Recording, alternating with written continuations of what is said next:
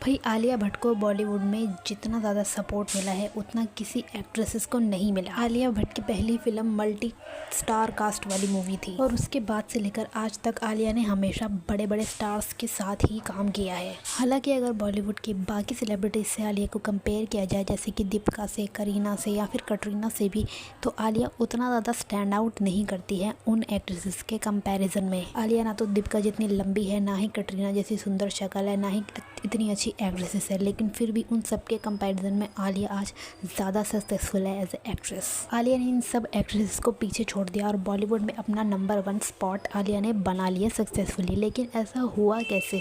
आलिया ने ऐसा किया कैसे? बॉलीवुड में बहुत सारे नेपोटिस्ट और भी किड्स हैं, लेकिन वो उतने सक्सेसफुल नहीं है जितनी आलिया है, क्योंकि आलिया को इतना सपोर्ट बॉलीवुड से मिला है जितना किसी और एक्ट्रेसेस को नहीं मिला। आलिया भट्ट को जितनी प्रेफरेंस मिलती है बॉलीवुड में वो उतनी किसी को भी नहीं मिलती, चाहे वो मूवीज़ की बात हो, चाहे वो अवार्ड्स की बात हो। इस बार के फिल्म फेयर अवार्ड में सीधा सीधा आलिया को ही दे दिया और उससे पहले के भी कितने अवार्ड सारे आलिया को ही मिले हैं बेस्ट एक्ट्रेसेस के।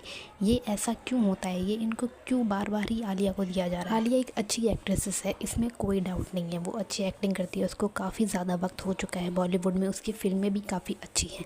लेकिन इस तरीके से एक ही एक्ट्रेस को सारे अवार्ड मिलना, ऐसा लगता है कि बहुत ज़्यादा पुश किया जा रहा है आलिया को, एक तरीके का प्रोपोगंडा सा चलाया जा रहा है आलिया को नेक्स्ट बॉलीवुड स्टार बनाने के लिए। आलिया की एक ग्लोबल इमेज बनाने की कोशिश की जा रही है, इंडिया की सबसे बड़ी स्टार। जैसे पहले दीपिका थी, उससे पहले ऐश्वर्या थी, अब कहीं ना कहीं आलिया को उसका फेस बनाया जा रहा है। और मेल एक्टर्स में भी रणबीर कपूर को ही हमेशा पुश किया जाता है। ये दोनों ही, आलिया और रणबीर, बहुत ज़्यादा प्रिविलेज हैं। रणबीर कपूर की तो पूरी फैमिली ही दादा परदादाओं के लेवल से हमेशा से बॉलीवुड में ही सबसे टॉप पे रहे हैं और अब रणबीर को भी उतना टॉप पे और रखा जा रहा है और रणबीर के साथ साथ आलिया को भी टॉप पे रखा जा रहा है। इन दोनों को ही प्रमोट किया जा रहा है। आलिया भट्ट की फिल्म जिगरा कितनी बड़ी फ्लॉप थी। अब चाहे आलिया की फिल्में फ्लॉप हो या कुछ भी हो, ये अवार्ड हमेशा आलिया को ही देंगे। और ऊपर से सबसे ज़्यादा सपोर्ट अगर आलिया को किसी का है तो वो है करण जौहर का, जो बॉलीवुड की सारी फिल्में जो बनाते हैं उसमें हमेशा आलिया को ही रखते हैं। आलिया भट्ट संजय लीला भंसाली के साथ काम करना चाहती थी, तो वहाँ पर आलिया को बहुत पुश किया गया कि उसको फिल्में मिले। आलिया भट्ट RRR में काम करना चाहती थी, वहाँ पर भी आलिया ने बहुत हाथ पैर मारे कि उसको ये मूवी मिल जाए। अब ये एक अच्छी स्ट्रैटेजी भी हो सकती है फिल्में लेने के लिए, लेकिन ये एक बहुत डेस्परेट भी लगता है कि किस तरीके से आलिया बड़े बड़े डायरेक्टर्स के साथ काम करना चाहती है, क्योंकि करण जौहर के साथ तो वो हमेशा काम करती है, लेकिन उसे बाकी बड़े डायरेक्टर्स के साथ भी अपने आप को जोड़ना है। पहले जैसे दीपिका पादुकोण की एक के बाद एक फिल्में आती थी और वो हिट हो जाती थी और दीपिका को हर कोई कास्ट करना चाहता था। अब दीपिका ऐसा लगता है बैक फ्रंट पे चली गई है, अब दीपिका की जगह आलिया बन चुकी है। मुझे तो लगता है कि एक नए तरीके के अवार्ड्स बनाने चाहिए, एक नया अवार्ड फंक्शन होना चाहिए जिसमें सिर्फ उन लोगों को ही अवार्ड मिलेंगे जो एक्चुअल में अच्छी एक्टिंग करते हैं और पूरा एक क्राइटेरिया सेट हो कि कौन कौन कैसी एक्टिंग करता है और उस हिसाब से अवार्ड मिले। उन अवार्ड्स फंक्शंस को ज़्यादा वैल्यू रखी जाए तो हम इसको फिल्म फेयर में जो नेपोटिज्म चल रहा है इसको काउंटर किया जा सकता है। अब गवर्नमेंट भी अवार्ड्स देती है अच्छे एक्टर्स को, स्टेट गवर्नमेंट भी देती है, लेकिन वो अवार्ड्स को इतना हाइप नहीं किया जाता, इसलिए जो अवार्ड्स मिलते हुए हैं तो इतना कोई मायने नहीं रखता। जो अवार्ड्स सबसे ज़्यादा हाइप किए जाते हैं फिल्म फेयर वगैरह, उनको मायने रखा जाता है। आलिया भट्ट का जो डेस्परेशन है बड़े बड़े डायरेक्टर्स के साथ काम करने का, फिल्में लेने का, वही डेस्परेशन उसका रणबीर कपूर के भी साथ था जब वो उससे शादी करना चाहती थी। हमेशा से ही वो हमेशा की मुझे रणबीर पे सबसे बड़ा क्रश है। कहीं ना कहीं आलिया भट्ट हमेशा अपॉर्चुनिटीज़ की तलाश में रहती है और उसकी पूरी टीम उसे सपोर्ट करती है, जो कि अच्छी बात भी है, लेकिन जिस तरीके से ब्लाइंड सपोर्ट किया जा रहा है आलिया को, वो गलत है। अब आलिया को बहुत ज़्यादा इंटरनेशनल भी रिकॉग्नाइज़ किया जा रहा है, लेकिन मुझे नहीं लगता कि वो इतना इंडिया के बाहर सक्सेस हो पाएगी, क्योंकि उसका वो टिपिकल इंडिया इमेज नहीं है, उसकी शक्ल वैसी इंडिया वाली नहीं है, लोग उसे शायद एक्सेप्ट ना करें इंडिया के बाहर। लेकिन उससे अब इतना कोई फ़र्क भी नहीं पड़ता, क्योंकि इंडिया में बड़ी बड़ी जो मूवीज़ बनती हैं वो कहीं ना कहीं ओवरसीज़ भी काफ़ी देखी जाती है, तो आलिया को वैसे भी बहुत ज़्यादा फेम मिलेगा ही मिलेगा। आलिया की कोई इतनी अच्छी पर्सनैलिटी नहीं है, अगर आप उसके इंटरव्यूज़ देखोगे तो ऐश्वर्या के कंपैरिजन में, प्रियंका चोपड़ा के कंपैरिजन में आलिया के इंटरव्यूज़ कोई इतने अच्छे नहीं हैं। कभी कभार वो क्या बोल देती है उसे समझ में भी नहीं आता और अब तक भी उसने कुछ खास इम्प्रूव नहीं किया। मतलब आलिया की पर्सनैलिटी, उसके ओपिनियंस अगर आप कंपेयर करो प्रियंका चोपड़ा के इंटरव्यूज़ से या फिर ऐश्वर्या राय या सुष्मिता सेन, आलिया भट्ट उतनी इफ़ेक्टिव नहीं है, उतनी उसकी अच्छी पर्सनैलिटी, चार्मिंग पर्सनैलिटी या कोई और ऐसा नहीं है, लेकिन वो जैसे तैसे करके बॉलीवुड में टिक गई और काफ़ी आगे निकल गई। आलिया की कभी किसी एक्ट्रेस से कोई ऐसी खास कोई राइवलरी नहीं रही है, लेकिन स्टार्टिंग में उसके करियर में उसको श्रद्धा कपूर से कंपेयर किया जाता था, क्योंकि ये दोनों ही एक जैसी ही थी एक तरीके तरीके से सेम हाइट थी, सेम टाइम में आई थी।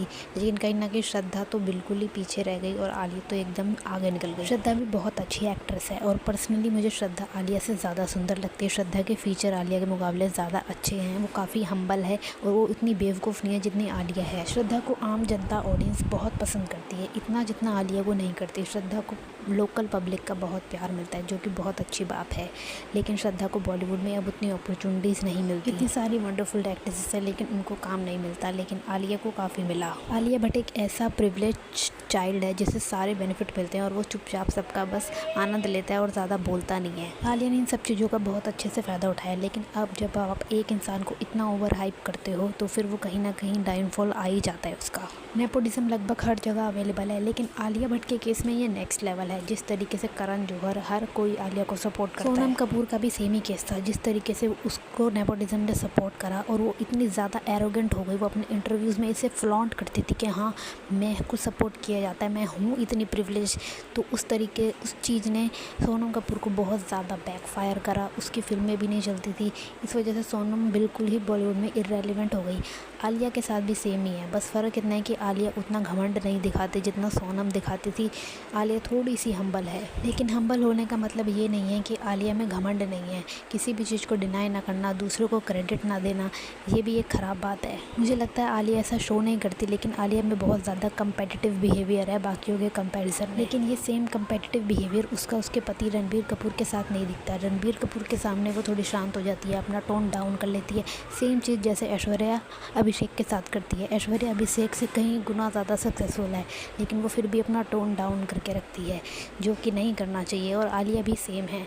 आलिया इतनी कंपेटिटिव है, लेकिन रणबीर की कई सारी बातें मान लेती है और वो इंटरव्यू में एडमिट भी कर देती है कि हाँ मैं मानती हूँ। जबकि टेक्निकली देखा जाए तो आलिया भट्ट हर मामले में रणबीर से ज़्यादा सक्सेसफुल है हर चीज़ में, लेकिन फिर भी वो उसका यहाँ पे अपने रिलेशनशिप में नहीं दिखता, जिससे ये और प्रूफ हो जाता है कि आलिया भट्ट की उतनी स्ट्रॉन्ग पर्सनैलिटी नहीं है जितनी वो सक्सेसफुल है। आलिया भट्ट को इस बात से कोई खास फ़र्क भी नहीं पड़ता। वो अपने प्रिविलेज स्मॉल बबल में एकदम खुश है और वो ऐसे ही रहना चाहती है। ना ही वो इस बारे में बात करती है, ना ही वो किसी तरीके की कोई इंटरव्यूज़ देती है। आलिया भट्ट को लगातार बॉलीवुड में फिल्में मिलती रहेंगी, जो कि सबको पता है कि होगा ही, लेकिन अगर उसे और लेवल आगे करना है तो उसे अपने आप को भी इम्प्रूव करना पड़ेगा एज अ पर्सन, अपनी पर्सनैलिटी को और अपनी एक्टिंग को और अपनी वर्सेटैलिटी को, जो बाकी एक्ट्रेसेस ने। प्रिविलेज बबल जो है आलिया का, ये आलिया को ज़्यादा लॉन्ग टर्म तक नहीं बचा कर रखेगा। कभी ना कभी उसका डाउनफॉल आ ही जाएगा, लेकिन अगर वो खुद को संभाले सीखे तो वो और भी बड़ी स्टार बन सकती है। आलिया भट्ट ने अपने बेवकूफ़ होने वाला टैग तो हटा दिया, लेकिन एक समझदार मैच्योर